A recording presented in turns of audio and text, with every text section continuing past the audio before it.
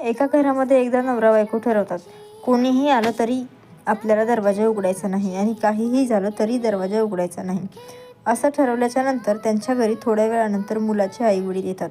जेव्हा मुलाचे आईवडील घरी येतात तेव्हा दोघं एकमेकांकडे बघतात आणि ठरवतात दरवाजा उघडायचा की नाही. तेव्हा दोघं पण दरवाजा उघडत नाही. शेवटी त्यांचे आईवडील कंटाळून निघून जातात.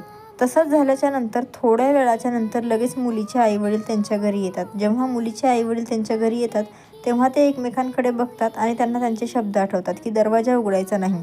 ते दरवाजा उघडत नाही, पण मुलीला राहावत नसल्यामुळे मुलगी लगेच जाते आणि दरवाजा उघडते. त्यावेळी नवरा हे सगळं बघतो आणि झालेला सगळा प्रकार हा जागेवरच सोडून देतो. काही दिवसाच्या नंतर त्या दोघांना एक मुलगा होतो. जेव्हा त्यांना मुलगा होतो तेव्हा ते दोघं पण खूप खुश असतात. नंतर तसंच काही दिवसाच्या नंतर त्यांना एक मुलगी होते. जेव्हा त्यांना मुलगी होते तेव्हा ते दोघं नवरा बायको खरंच खूप खुश असतात. तेव्हा त्यांचे जे नवरा असतो त्याने पूर्ण गावामध्ये पेढे वगैरे वाटलेले असते. मग बायको अचानक नवऱ्याला जाऊन विचारते की जेव्हा आपल्याला मुलगा झाला तेव्हा तुम्ही इतके खुश नाही झालात, पण जेव्हा तुम्हाला मुलगी झाली तेव्हा तुम्ही पूर्ण गावभर पेढे वाटले, याचं कारण काय? तेव्हा नवरा बायकोला उत्तर देतो की आज माझ्या आयुष्यामध्ये माझ्यासाठी कोणीतरी दार उघडणारी आलेली आहे, त्याच्यामुळे मला इतका आनंद झालेला आहे. जेव्हा आपल्याला मुलगा होतो त्यावेळी आपण खुश असतोच, पण मुलगी ही आई-वडिलांसाठी किती महत्त्वाची असते हे कदाचित तुम्हाला याच्यावरून कळेल.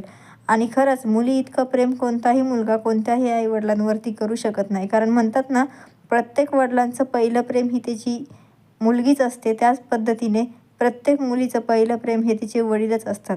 त्यामुळे प्रत्येकाने मुलींना जीव लावा, कारण बिचाऱ्याचे मुकले आपल्याकडे वय वर्ष 25पर्यंतच असतात. एकदा का 25 वर्ष ओलांडून गेल्या की बिचाऱ्या कधी चिमणीसारख्या उडून जातात याचा आपल्याला भान पण राहत नाही. बाकी काय मंडळी, तुमच्या आशीर्वादाने आणि आपल्या अशा छान छान गोष्टींनी चालायचंच नाही का? अशा नवीन नवीन गोष्टी जाणून घेण्यासाठी आपल्या चॅनलला लाईक आणि सबस्क्राईब नक्की करा.